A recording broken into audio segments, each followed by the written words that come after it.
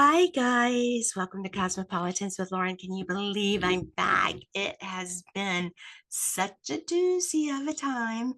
And yeah, it's been like 2.5 years. So I'm really excited to be back. But I am so thrilled. I met my guest. I was writing a screenplay on sex trafficking, which was so intense. And I wrote around with the FBI and I went out with the task forces and I studied a lot. Ended up having to drop out because it was so upsetting that I couldn't go through it. Although I have maintained that as one of my charities that I donate to. So, in saying that, I have to put my glasses on because I forgot my contacts. In saying that, I'm so excited to have Pat. I'm not sure, is it Patricia or Pat? Which one do you like better? Either one, it's Okay. fine. Well, for this formal thing, we're going to say Patricia. So, Okay. Patricia McCay is our guest. She is the co-founder and chair of the Alabama Human Trafficking Task Force and the founder and chair of the North Alabama Human Trafficking Task Force. And she was recognized by the FBI for being someone that had made such an impact in the community, and she received an award in Washington, D.C.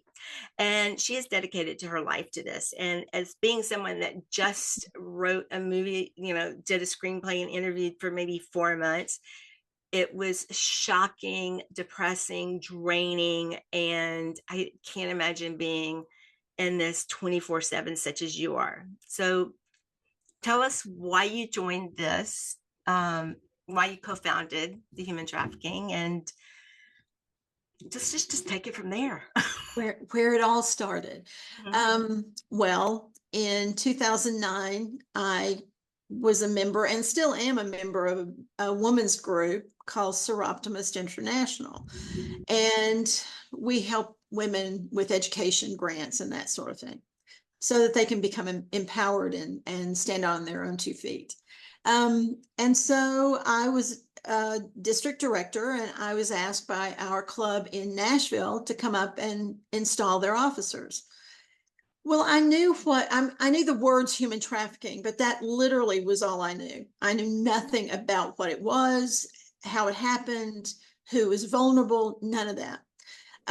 But they had a guest speaker at their banquet that night, and her name was Derry Smith, and Derry had just started in Slavery, Tennessee, which is now Ankara. She has since retired, but she's still a dear friend. I will be her friend forever because she gave me this desire to do something. But I had never heard anything about human trafficking, and that night I heard about everything up and down Interstate 65, which is right near me. And all the way home, all I could think of is what Derry had said. Truck stops, strip joints, seedy looking hotels, or even the nicer looking hotels. And every time I saw an exit, I'm like, oh my gosh, it's happening, that kind of thing. Because I I got 65 is home like a and thoroughfare it for was sex. before my husband passed. He passed in 2016. This was 2009.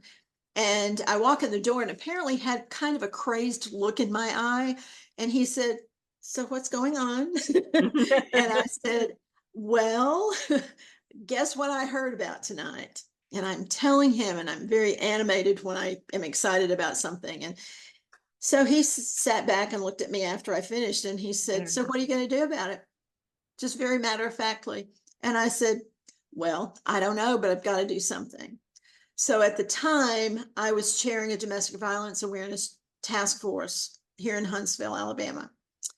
And it also incorporated sexual assault. And so I immediately the next day called the sponsor group, excuse me, Crisis Services of North Alabama. And I said, can we see if the members will go for us adding human trafficking? And I explained to her what was going on. Well, interestingly enough, they had been contacted. They have a shelter for domestic violence and sexual assault victims. They had gotten contacted that same day by a group who needed a survivor placed.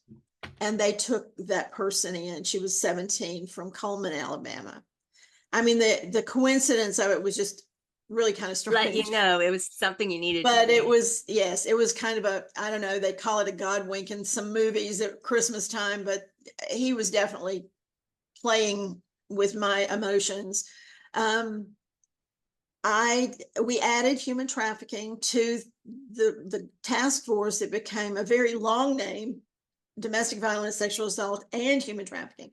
But it was very quick to find out that there was no infrastructure in place. Alabama didn't even have a law against it. We had a federal law, of course, in 2000, Oh, the Trafficking Victims Protection Act, but nothing in Alabama. And so, just within a month, we had added human trafficking right away. The first meeting we had, it was unanimous vote. Everybody said yes. But we had nothing as far as laws. Like I said, we didn't have training on it. We didn't have law enforcement trained in particular. District attorneys didn't know about it. I mean, it was literally a clean slate.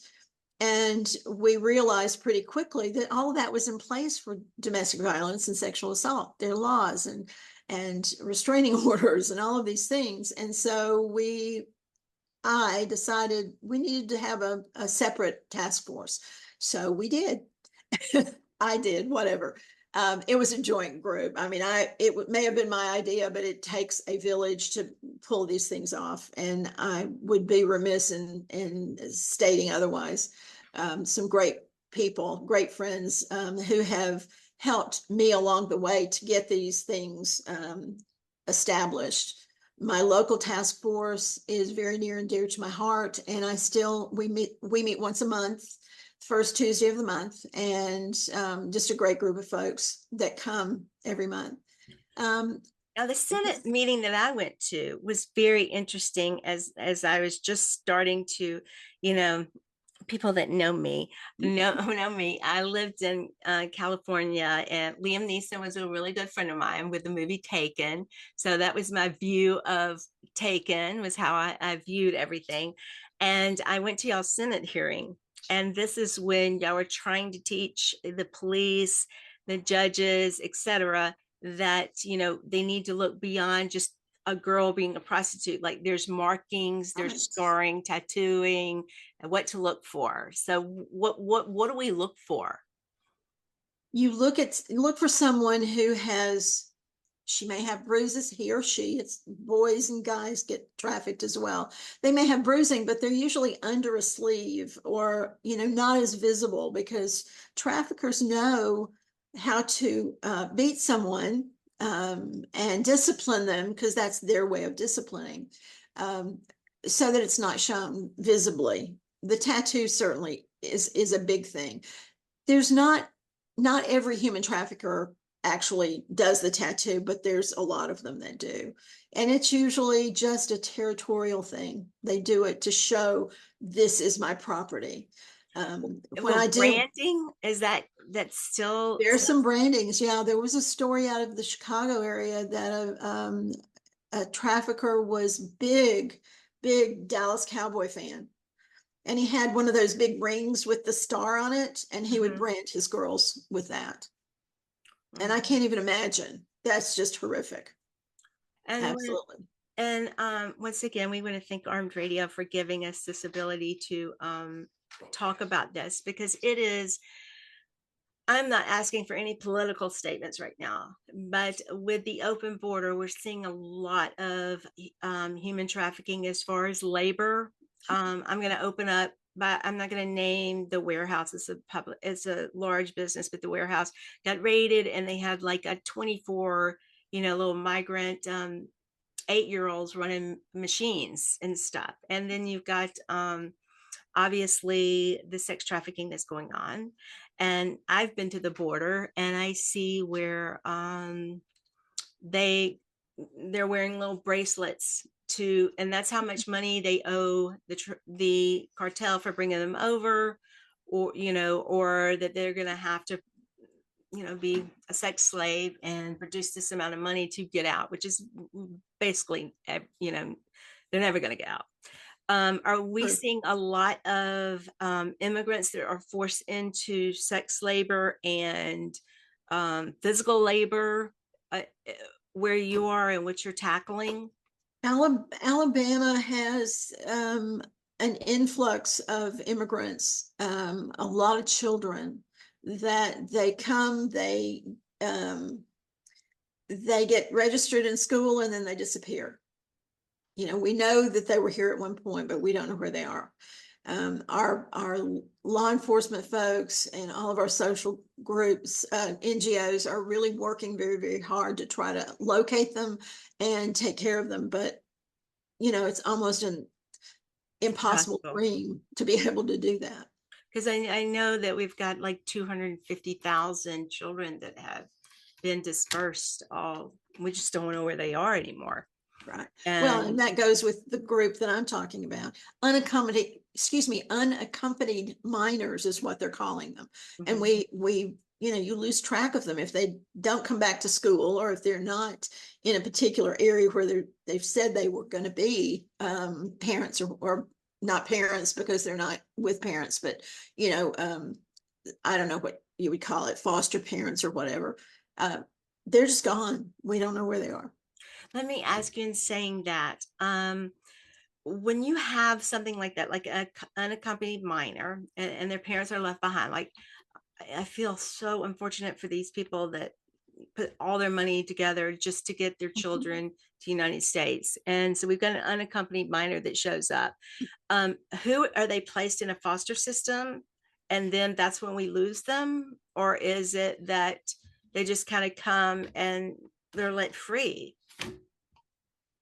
I'm not really totally sure exactly how that happens, to be honest, but I think the foster system does try to do what they can. But, you know, when you have an influx of such a number of, of kids to be placed, it's impossible to track every one of them, or to foster them, because we only have so many foster parents Yeah, that are yes, that would be qualified. You don't want the especially, unqualified ones. yeah, especially children that have been traumatized coming Exactly. over the border.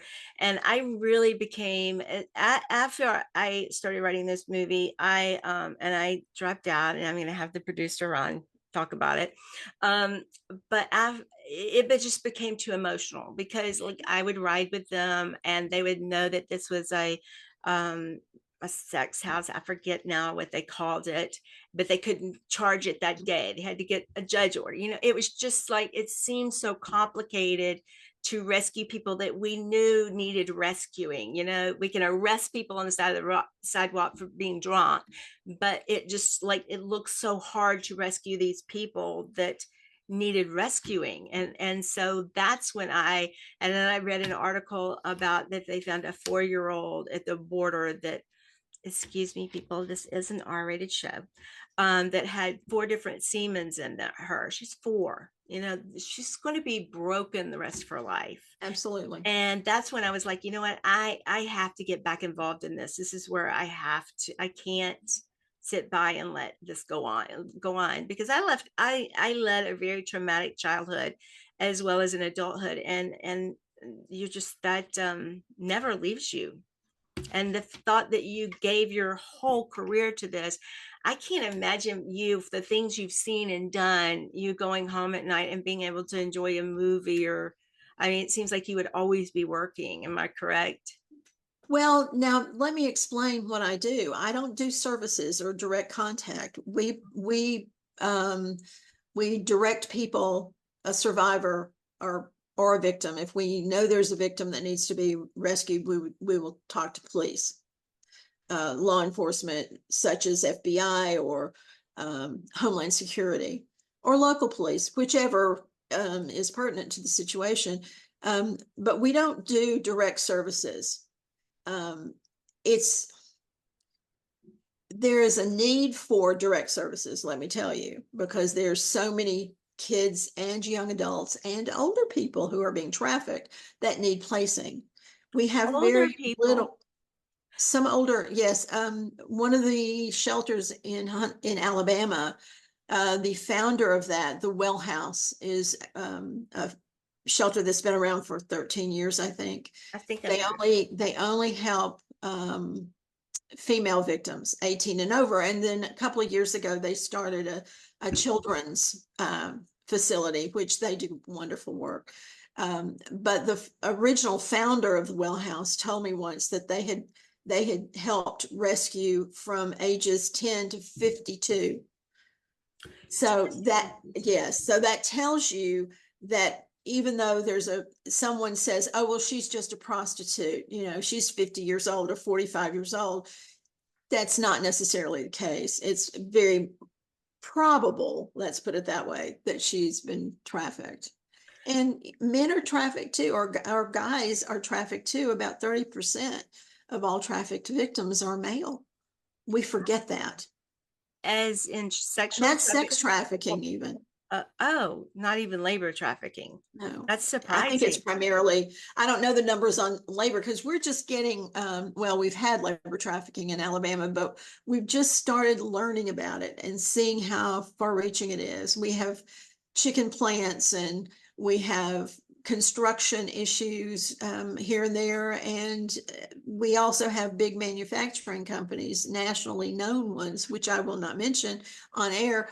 But we have labor issues. 13-year-olds doing 50, 60 hours a week. That's what I told you. I think I know the same warehouse you're talking about. Yes, yes. And just deplorable situations. And I know that it's funny because I met my fiance. I was in New York, and it was when I was doing another TV show, and it was like our first date, and we're walking behind the hotel, and I'm making a beat on all the 18 wheelers that were still running, like beat on the side of them, because I was telling him about I-65, how that is just like a human trafficking thing. And I have to tell a quick story that my daughter was in the School of Fine Arts, and she was doing a play in Alabama, and they have the cameras there, and I took her to school the next day, and the lead guy was telling me that Julia was right under the I-65 to go up into I-65. And I have to say my daughter is very beautiful, but I was just like, oh, my heart just sunk. And then I was talking to her about it, and she was like, because I feel like that they need to be talking. I know she felt, I can do anything, I can beat anybody up, that feeling of being invincible. Oh, At yes. that age, 17, 18, they feel like they're invincible and they could beat anybody up. Oh, I have some mace I can do. No, not when there's like, a load of men trying to throw you in and then we'll never see you again. And then Absolutely. I watched when I was studying you, and I told her, I said, look at all this stuff that I studied. I studied a ton of stuff.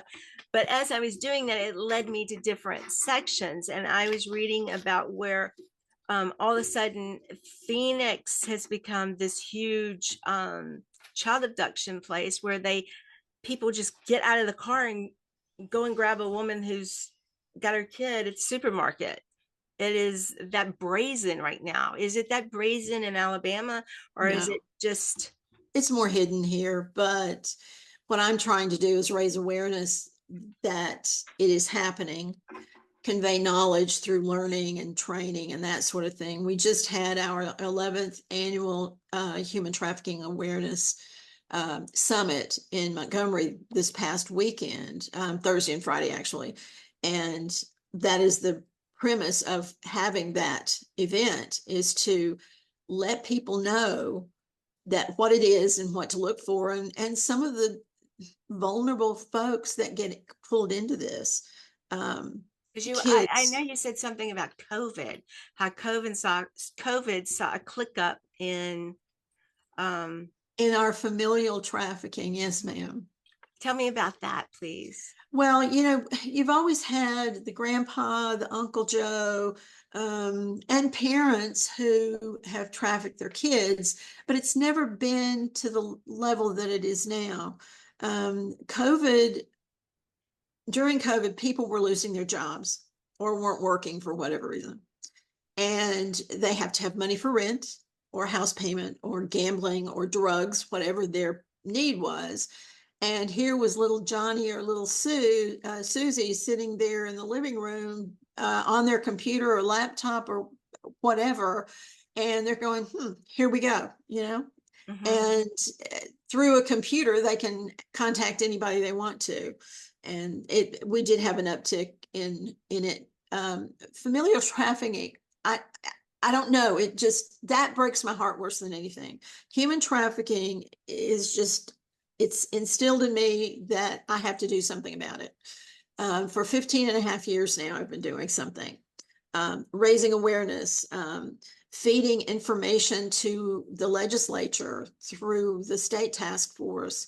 We have a legislative committee. Just we have to all get involved in this, and we have to get in front of the parents, and we have to get in front of the kids, because if we don't, those kids are just going to walk blindly into the night, as they say. And we've got to prevent that from happening. And if they know a little bit about what human trafficking is, they can prevent themselves from being pulled in, and parents can do the same thing. I believe that knowledge is power.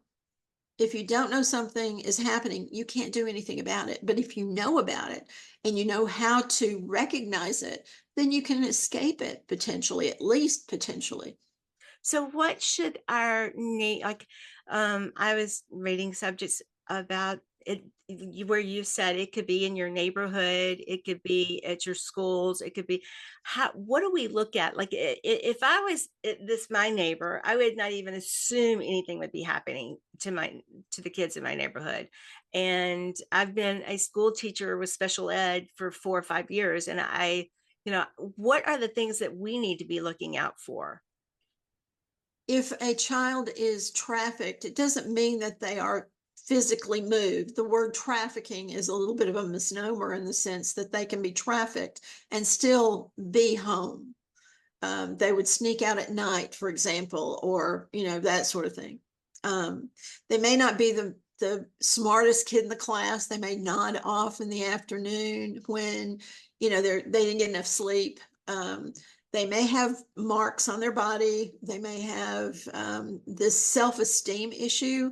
One of the things that I try to let people know about is that kids who are vulnerable to human trafficking have generally, over 70% of them have been physically or sexually abused prior to being involved with a trafficker, even a family member. So they're very vulnerable. Because I do feel like that there are children, and I saw them growing up, or teaching school, and I feel like I was one. Some perpetrators just can read victim. I just read Oh, it. It's like you yes, got victim on there, and you're not saying anything about it, but predators pick up on that. And absolutely. and I know now with it's made so easy with all these apps and these chat rooms and these games that they play, and all they have to do with some girl that's like struggling with how she feels about herself and not getting enough attention, hey beautiful, and then it can lead into something else, and Absolutely. that's where I guess parents and teachers need to be involved in that. Or I think that the shame is of where I went to school is we didn't discuss it. And it was like, and I didn't even discuss it with the family. I discussed it with my children because I was, like I said, I was writing that movie. My daughter came up to the Senate with me, and I discussed it with her to make her aware, because you can't Sure. hide from things that you don't make aware. But in saying that, and I was trying to, she was asking me all these questions as a child, and she was like, how did they get over that?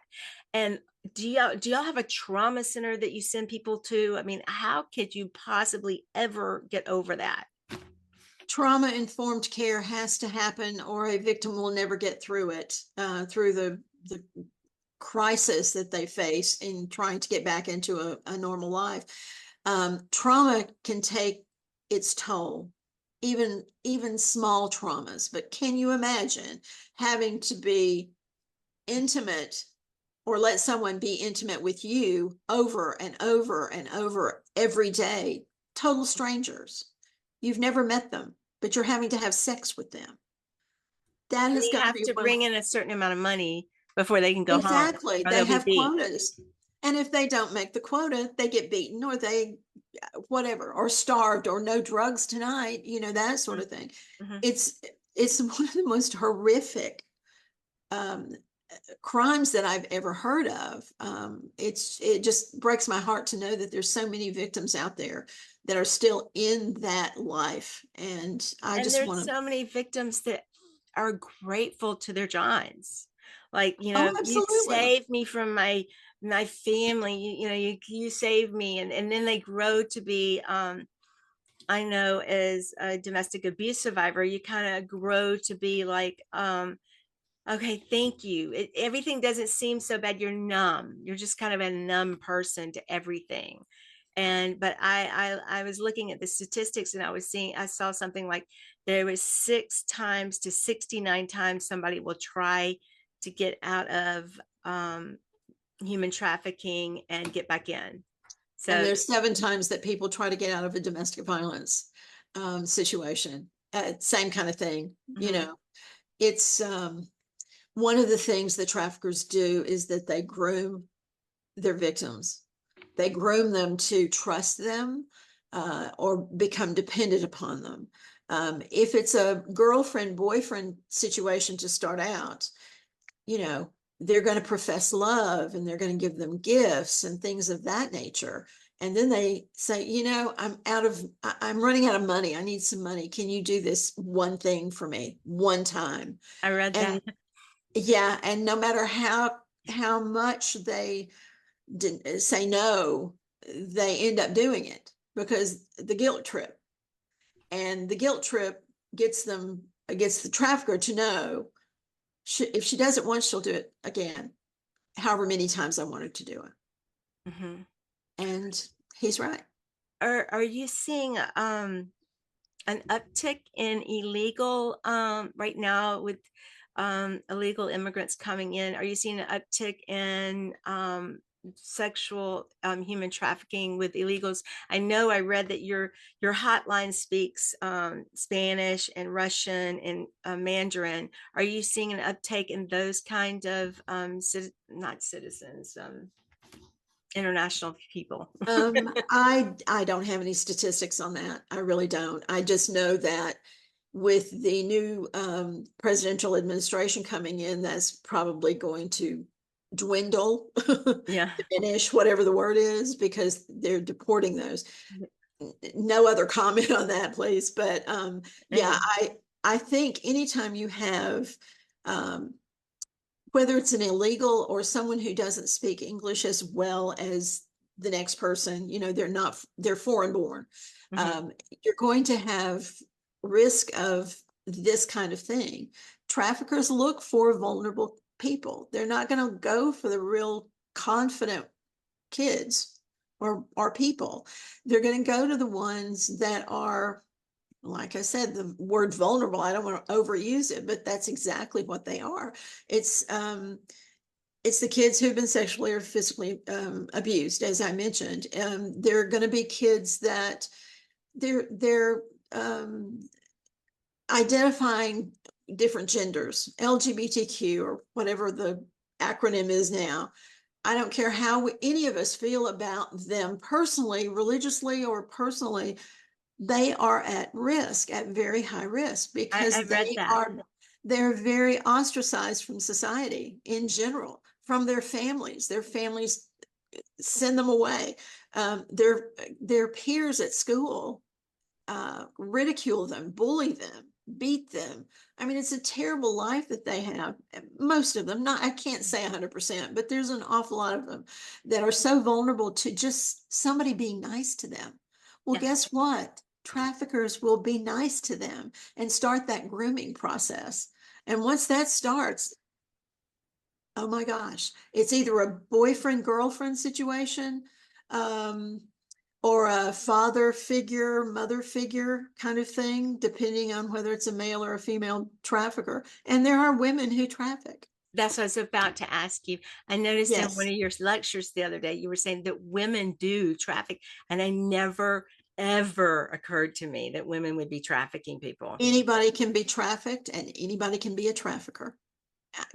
That's just what I have learned. And sadly, it's a sad thing to think about, but anybody can do this to some other human being if you're so inclined to be evil. And I believe it's all evil. I really do.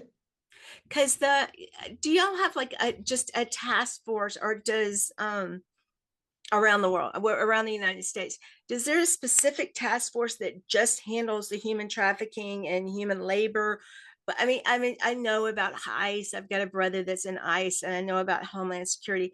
But I'm saying, like in Alabama, do y'all have just a team that just handles that and doesn't go out for the murder and thievery and, you know? Well, we really don't. But we do have one in particular. And yes, ICE and Homeland Security are and FBI are very good at what they do. And they are very, very much on top of this situation in this state. Um, it's it's a deplorable topic. I'm often asked, why in the world As did I you said, ever how do get you into go to this? sleep at night? I would be like it all night, all night. It'd be just because studying for you all night, it was just ringing through my head, ringing through I my head. I don't have an answer to that. I just know that my heart tells me I need to do something. And granted, I'm not going out with policemen um, rescuing, because I made a promise to my husband before he passed away that I would never do that because he was worried for my safety. And I said, okay, I won't do it. I want to, but Mhm. I won't do it for honoring him. But there are wonderful advocates in the state that go and in the US and all over the world that go out and help rescue. And I think that's wonderful. But back to your question, I sort of segued a bit. There are a couple of really good task forces that really concentrate on, and they're law enforcement centered, and they go out and do sting operations intentionally to trap traffickers, predators in particular, that are, they'll set up a sting. We did a training here in Huntsville a couple of years ago and invited a gentleman from Waco, Texas. His name is Joe Scaramucci. You should interview Joe. He's wonderful. He's in Waco. He's with Skull Games now. I think that's the name of it. But he was a deputy in the Waco sheriff's office, and this is how he got his start. But he was doing training for my local Alabama law enforcement. We had about 25 people there, and we all broke for lunch. And I invited him to go to lunch with us. I was going to buy his lunch, and he goes, "No, I'm just going to sit and check my computer." Okay, so we all left him to his own devices, as they say. Mhm. When I got back about an hour and 15 minutes later, we were just about to start our presentations. And he said, "You're not going to believe this." And I said, "What's that?" He said, I set up a sting operation in a computer software scenario for a 16-year-old girl being available for $250 for 20 minutes or something like that. And I said, "Really?" He said, "Yeah." And he said, "I already have over 100 people wanting to come have sex with her." And of course, this is all fantasy from his perspective. There was no child that's going Mhm. to, Oh, obviously, yeah. right. But over 100 people. We're talking Alabama, first of all. And now Huntsville has just become the largest, since the last census, the largest city in Alabama, landmass. But it blows my mind to think that in that 1 hour and 10 minutes, roughly, over 100 people, men in our community, they were willing to come and pay $250 for this, have sex with this 16-year-old. All right, I'm going to jump out on a bridge. I'm shaking a bridge right now. Okay. Are you familiar with the UK sex trafficking that is Not happening? really. Not really. Okay, well, it's been covered up by the government. It was over 200 guys that were sex trafficking these young, low income girls um, for years, Mm, and the government knew, but they were just scared that they would offend the people that were doing it. right. So and doing that, I noticed that you can't be too shy, because I was noticing when I was on the elliptical today, and I was listening to interviews, and the girl was talking about, you think you're safe when they book you with a policeman or a judge or with this, that, and the other, and you're just not. Sometimes they're the most violent. And then I saw where in Huntsville, I think that y'all arrested some policemen on a sting. So you can't always think it's the big boogeyman that's in the white van. It's true. Correct. Since I've been doing this, I have read in the newspapers where stings had arrested a pastor or two. We had a senior level state trooper or last year arrested. People of all walks of life are involved in this, and it blows my mind. Youth leaders. The one that really probably bothered me the most, and it was right after I got, quote, turned on to human trafficking. It was about 2010, I believe. He was a soccer coach at a middle school. And a girls' soccer team coach, and it blew my mind. And it's kind of I'm going to make a confession here on the air that I've never confessed before. Being on the tennis team, our tennis coach was like that. And fortunately, I wasn't one of the girls he had the eye on, but he was like that with when we traveled. And I've never confessed that to anybody. I am, but yeah, it was just like, and we all knew about it. We all talked about it. The kids talked about it. We just, now I'm looking back and I'm like, God, why don't we say anything? Because we're kids. And back then, it wasn't discussed with us. Well, that's true, and it wasn't as well known as it is now, or as prevalent. I think is a better word for it. It's just it's really sad that it has gotten to the point that it is, and kids just need a to lot know of the about it. police, I think, before your group, before I came to your Senate meeting where you were speaking, I thought that police just viewed women like that were doing that as just prostitutes. Oh, they're just hookers. So you're gonna charge them. We're gonna keep them overnight, charge them $500, and let the John go. And the one I went to is where y'all were teaching that these girls are not hookers. These are people that are entrapped and they've been enslaved. So it's not just somebody that wants to be out there in 3-degree weather walking around in high heels. These are actual people that are being forced into this, and you have to treat them as such. So Well, what avenues do you give a girl if she calls your 1-800 number, says, I want to get out of here? there are a number of shelters in state, that are very well equipped with trauma informed care that can help them get through the next few months. They generally have to be detoxed first because they're generally, and I can't say 100%, but they're generally on drugs because they're given drugs as a control mechanism. And say you would have to be with that many men. Exactly. Just to get through a single day of their lives, they would have to be drugged.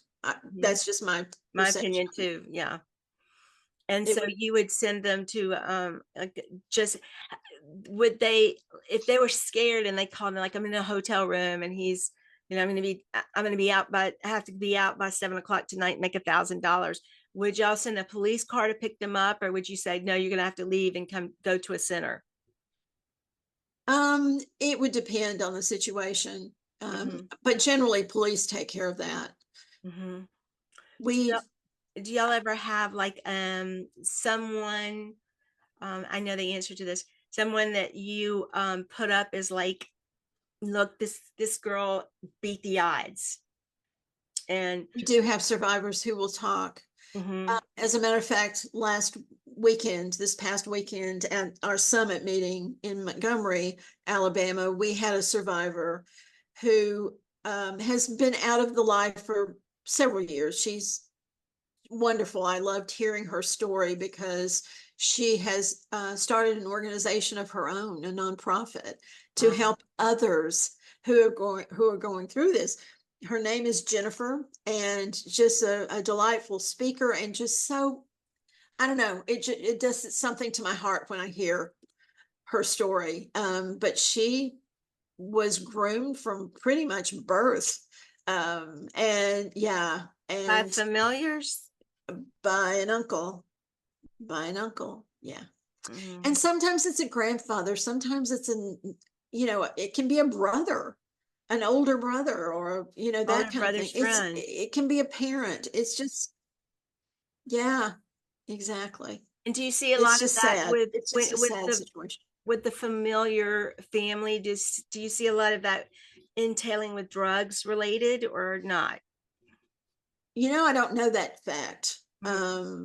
But I would assume there's probably some of that.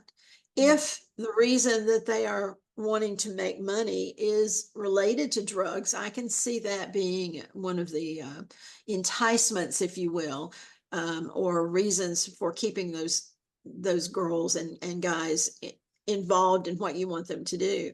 Um, People will do a lot if they have an addictive personality. I've always been afraid of doing drugs or marijuana or anything, because I figure, okay, the one time I tried it, it's either going to That's kill like when me. I had my brain injury. I was like, I'm not taking OxyContin or anything like that. I'm Yeah, just like, I'm it's just either going going to. to kill me or it's going to make me addicted. And I'm like, Uh-huh. that's not going to happen. So, are you seeing a lot of like the black tar and the pink? I read where the pink cocaine is supposed to be the big thing to get the girls going. I don't know a specific drug. I think they'll use whatever they can and whatever they can get their hands on. A lot of our drugs that in the drug trafficking side of it here in Alabama is, well, it used to be meth. A lot of meth labs around here, but they've pretty much stopped that. And now it's whatever choice drug of choice is, it's laced with fentanyl, and that's dangerous, so dangerous. And there have been several ODs with that, and it just breaks my heart. Is that with the groomer would force them to take the fentanyl, or they're just taking the fentanyl on their own? I mean, Um, I know it's that's laced. just drugs in general. Mhm. It just the person who's buying drugs to get high, not necessarily for human trafficking, but just in general, the drug trafficking situation in the U.S. in general. Fentanyl is, I hope I'm pronouncing that, Scourge. is just it's skyrocketing, and it's sad. It's really, really sad. Okay, this is a subject I'm opening up because I read about it today. What about young girls that are trafficked and they're made pregnant so that they can give their babies away for the Mhm. um, It groomers to doesn't make money? surprise me. It doesn't surprise me. And possibly, and this is not, there's no fact behind this, but it would seem to me that it would be a way for a trafficker to get into the black market of selling babies too. Yeah, that's what I read. Actually, and crazy enough, I actually read too with the human trafficking that a lot of it is used for men for their organs. I read about Mhm. that. Yeah. Um, so I mean, it's just like the total degenerative person that just takes over, I ruins know. these people's life for, I mean, how many do you think, like as far as a groomer, how many usually does he have as girls that he has to maintain? I mean, Well, it in the depends. olden days we used to watch like Starsky and Hutch and they'd have 25 people, and I'm thinking, how are they going to maintain that many people? Right. There's no statistic that I'm aware of for a average number of victims that someone has. Mhm. Um, as many as they want, because Mhm. that's really what controls that number. If they want 20, they'll get 20. If they want 5, they'll get 5. I mean, it just depends on how much money he wants in his pocket, he or she wants in their Is there an pockets. age populace or a race populace that you see it in more? Not really. I read somewhere about a year ago. I heard something on TV that the black population was seeing the most trafficking. Well, I did a little research on it, and it's not really. I didn't think it was true, because all of the women and girls and guys that I've looked at, and not looked at, but investigated through their shelters have been as many whites as blacks. So I don't know if that was a biased piece Mhm. in a magazine or what. It was on the internet. I don't know. I don't know that there's really good statistics for So that. when for your day, you're going to go to work tomorrow. What is going to plan to be your day tomorrow and helping make a It's going to be difference? boring. I'll tell you, I have, I told you, I told you that we had this big summit meeting last week. Well, I'm going to be sending out certificates for continuing education And for that's for those who attended. is that for psychiatrists or teachers No, or it's for teachers, for counselors, both school and professional, nurses, social workers mostly, oh wow. lawyers. We had about 6 lawyers attend, and law enforcement as well. Good for that. Yeah. Because there's a lot of kids are just kind of slung around in that court system even when they know things. And the social workers, I guess I don't have to go into you with social workers. I'm a big prophetic reader. I read everything, the New York Times, Russian, English, anything. And just the social workers, I think, whether they're unmanned or they just want to get home by 4 or 3 o'clock, and it's just It's a tough job.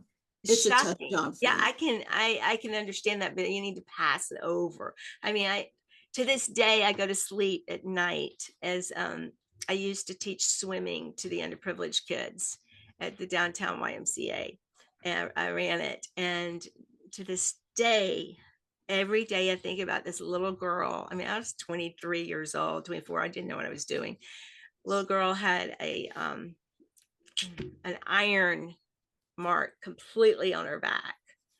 And I went up to I've never seen anything like this. I went over to the WYMCA teachers and I was like, I'm going to call the police on this. And like, oh, no, it's not a big deal. She explained it and did it. And today that haunts me that like I could have made a difference with one phone call. And I guess that's what you would tell people is that even if you think something's stupid, one phone call is not going to, you know, do anything. You may save somebody, but you're not going to lose anything by doing one phone True.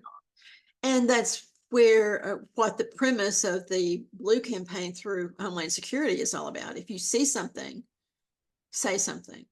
Mandatory reporting through schools and school counselors. If they see something suspicious, they are by law required to report it. There are many other disciplines that have to do that as well. My brain's not working at the moment, but priest, right? Priest is in. doctors, Although priests, yeah. I've substituted some places where it's like they'll be like, oh, look at it one Edgy. more time. Let's give it one more time. And I think that truly, honestly, and people that have never been in an abusive situation, it was my parents divorced very early, and I had visitation with my mother, and there was a lot of abuse growing up during that time span that I spent with her. And then my dad had full custody.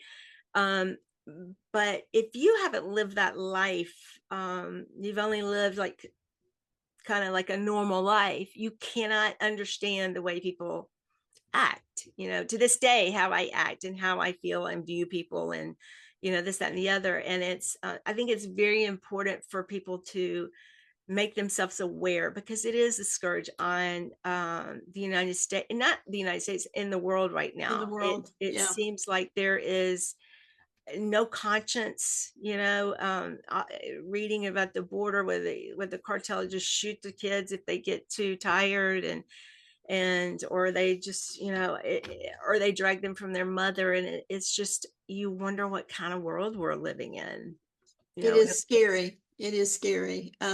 Knowing that human trafficking happens in general has always given me pause, because it's like, how can this happen? We are not all evil people. There's a lot of evil in the world, but we're not evil as a country. I think we are a very good country. I love this country. Of course, I grew up in it, and I'm a little prejudiced, but we are good people basically. But more and more we see road rage. We see people who are shooting into crowds for the heck of it, shooting at school because somebody said something bad to them. I don't understand where the world has gotten, to be honest. That's what my daughter It's says. scary. She goes, Mom, you didn't prepare me. You didn't tell me people are going to be so mean. I was like, I know, I don't understand what's going on with It's people. hard. It's hard to tell your kids about it, because Because you don't. we're so sheltered. I didn't know Yes. that you could grab onto an app on your phone, and my daughter could get like, oh, you look beautiful, and then she could, be texted. And I'll tell you a crazy story that I haven't told a lot of people because I've been off the air. But honey, who was the guy that had the island? You know, Epstein. yeah, Epstein. Epstein. And Oh, I know that one. he worked with the guy that ran a couple of uh, clothing stores as long as Victoria's Secret and stuff. And I was in Los Angeles. I lived with Courtney Cox then, and they called me and they said they want you to come in and do some um, basically go in and do some shots for Victoria's Secret, and then you could come to visit this beautiful place and this, that, and the other. I had cramps. I didn't go. I was like, and later in life, as all that's coming in, I'm going, oh my God, it's just hitting me. Oh my God, oh my, I know that name. I know that name. And it was like, because I was listening to a bunch of girls that had been trafficked, and they were like, I felt bad about myself. And I was at the mall, and he said he was a modeling. He was going to make me a lot of money, or he bought me a Gucci purse or something like that. And you're like, and that, but they don't have a connection at home. They don't have that connection. I guess with parents, everybody's working. We're just trying to live like paycheck to paycheck. And for these kids, they're just like sitting ducks to me. So that's why I love what you do, is because where would we go? We wouldn't know anything about it if you hadn't opened that up. We probably just like wander around like chickens with our heads cut off. Like, where are our children going? We have no idea. Well, I do a lot of speaking to groups, and pretty much every group I talk to, there's at least two or three people in the room that I'll say, how many of you have heard anything about human trafficking prior to today? And there's one or two hands that go up. They've never heard of it. Never heard of it. Did they get dropped in by a UFO? I think they live in a bubble, maybe. Well, I have a family member who will remain nameless because she'll kill me if I tell her. I know, like me and you are both like, well, I can't say anything, and then I go, I know. But there's a family member who does not want to hear about human trafficking, and I understand it's an evil thing. I have tried to enlist her into helping or being a part of what I do, but it's not for everybody. I have no idea why I got turned on to it, but I certainly did. And I'm so glad I did, because I feel I have this purpose in life. And after I lost my husband in 2016, I had to focus to stay, I won't say alive, but to stay. Have a purpose. Thank you, whatever. It was a very, very difficult time. I had been married for 44 years, and suddenly he died, and there was nothing I could do but pour myself into what I do. Mm-hmm. And for the first couple of months, I probably overdid because I was exhausted all the time, but I was traveling and I was speaking and all this other stuff. And then in a couple months, I realized I can't do this. This pace is too much. Now, my pace on a regular basis is probably much more than a lot of people. I go 90 miles an hour with my hair on fire, is what my husband used to say. And he was right. But I find that I'm having to slow down a little bit. I am aging a bit. We all do. I think you look great. Thank you. Just gonna go there. I know that. We're just gonna But we like the look at each other. Okay, go ahead. Yes.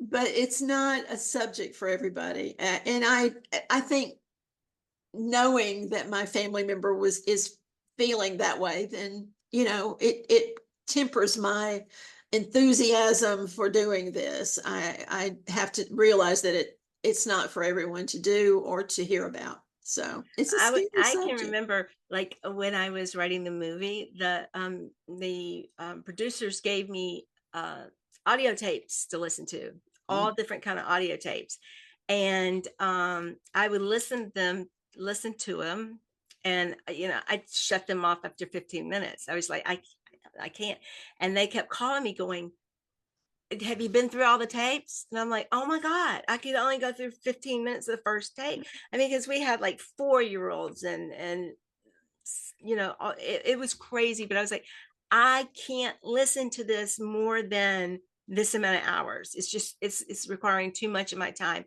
And then I just got it, and I'm always very conscious about my screenwriting, and I can book out a movie, but I told them, I was like, listen, I can't do this. I really cannot. I can't.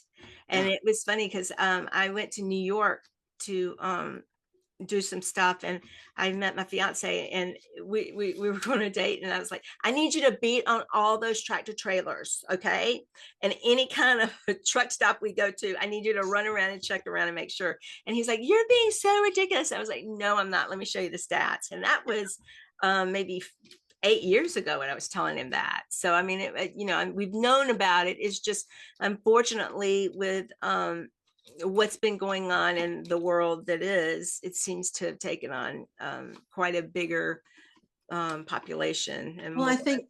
I think COVID had some bearing on it. As I said, that's when our uptick in familial trafficking happened here in this state, but it's happening all around us as much as I hear about in Alabama. And it's not the number one issue, okay? Okay. But there's a lot going on.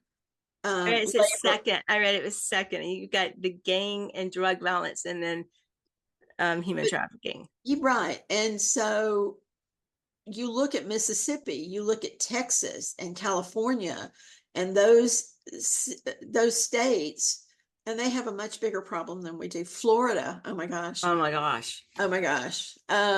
But there's so many other states that have an even larger problem. I wanted to mention one other thing, and I think we're getting close to the end, aren't we? Yes, we are. And something Okay. just popped up on my screen. I Go just ahead. want to say one other thing, and that is there is a situation called sugaring.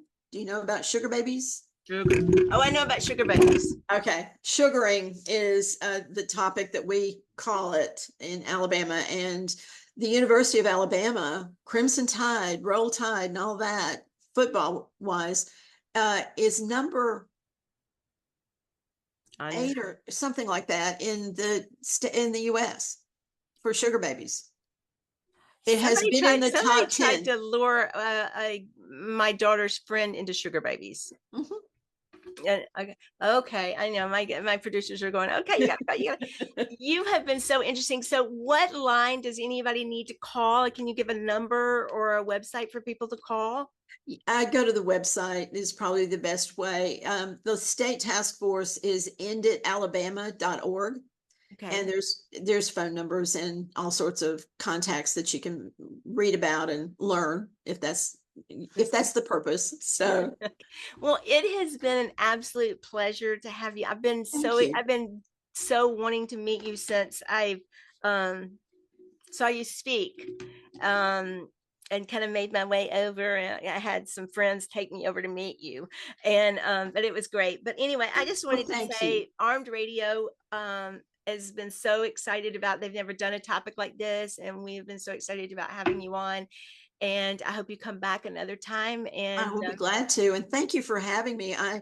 I enjoy being able to talk about this subject. Enjoy is probably the wrong word, but I know what it's you're saying. something that I feel I have to do, Mhm. and I appreciate the opportunity. You're welcome. And I'm going to follow up with a little sketch, and I'll send it over to you. But I want you to have a great night and go Thank you. get your Coke or whatever you get. All right. Diet Dr. Bye-bye. Pepper is my Yeah, vice. go get your Yes. Dr. Pepper. All right. Take care. Orange Radio with Thank you. Lauren. Thank you. Appreciate it. Orange Radio with Lauren Damrich. Look for us for next Thursday, and we will be on. And Friday, you will be able to see the edited versions. Thank you so much. Bye bye. Bye bye.